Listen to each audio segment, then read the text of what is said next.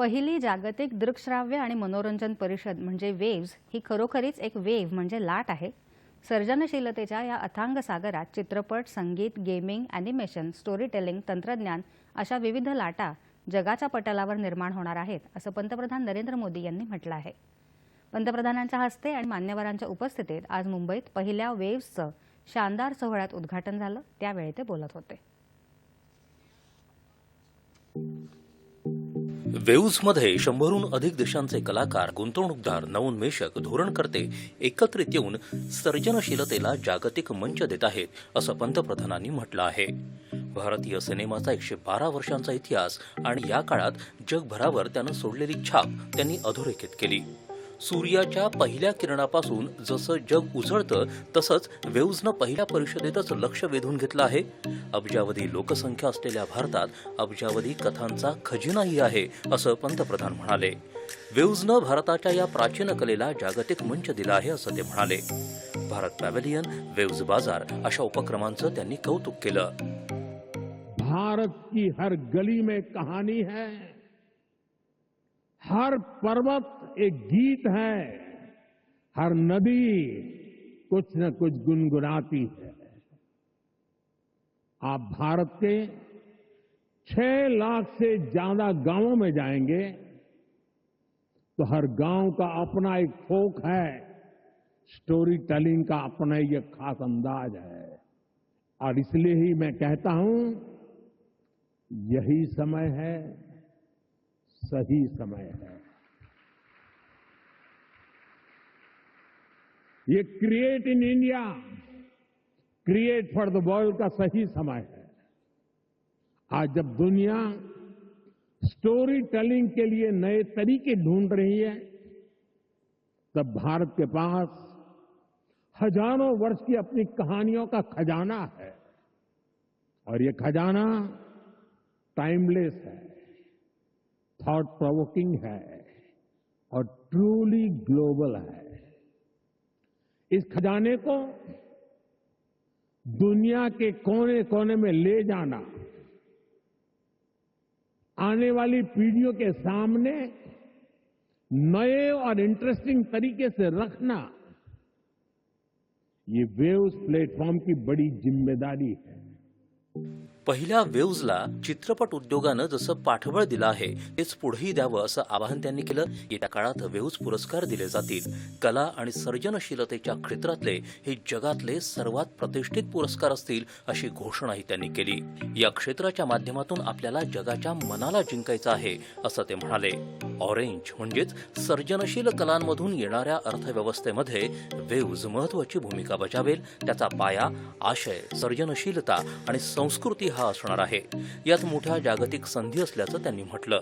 वेव्समधून तुमच्या कल्पनाशक्तीचं मूल्य ओळखून स्वप्नांना साकार करण्याची संधी मिळणार आहे, असा विश्वास त्यांनी व्यक्त केला. भारत की क्रिएटिव इकोनॉमी आने वाले वर्षों में जीडीपी में अपना योगदान और बढ़ा सकती है.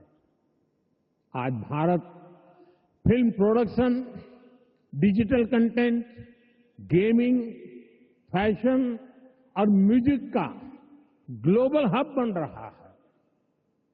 लाइव कंसर्ट से जुड़ी इंडस्ट्री के लिए अनेक संभावनाएं हमारे सामने हैं. आज ग्लोबल एनिमेशन मार्केट का साइज $430 बिलियन से ज्यादा का है. अनुमान है कि अगले 10 सालों में ये डबल हो सकता है.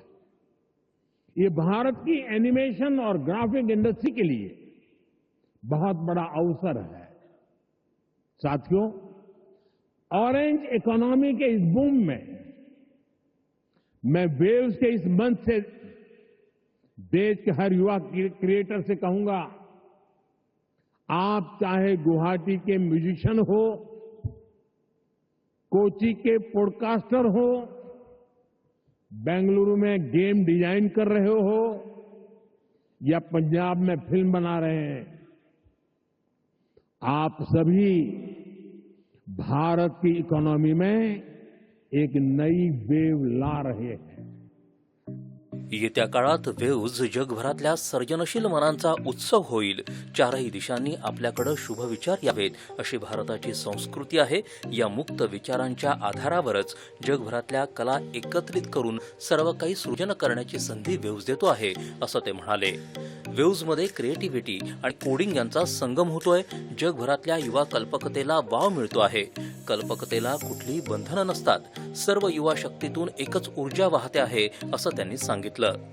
मुझे विश्वास है ये प्लेटफॉर्म हमारे क्रिएटर्स को ग्लोबल स्टोरी टेलर से कनेक्ट करेगा, हमारे एनिमेटर्स को ग्लोबल विजनरी से जोड़ेगा, हमारे गेमर्स को ग्लोबल चैंपियंस में बदलेगा. मात्र सर्जनशीलतेला तंत्रज्ञानाची जोड देताना सर्जनशीलतेच्या जबाबदारीकडेही लक्ष द्यायला हवं.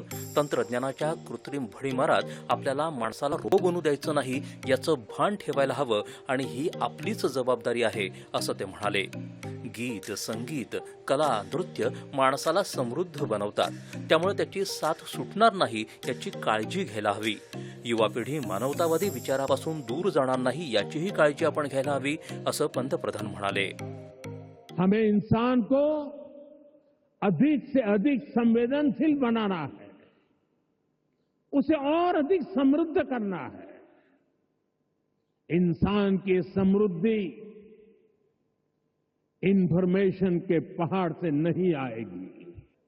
वेव्स एक ऐसा मंच है जो ये काम कर सकता है. अगर इस जिम्मेदारी से हम पीछे हट गए तो युवा पीढ़ी के लिए बहुत घातक होगा. या कार्यक्रमाला राज्यपाल सी.पी. राधाकृष्णन, मुख्यमंत्री देवेंद्र फडणवीस, केंद्रीय मंत्री एस. जयशंकर, अश्विनी वैष्णव, दोन्ही उपमुख्यमंत्री यांच्यासह मनोरंजन विश्वातले जगभरातले मान्यवर उपस्थित होते.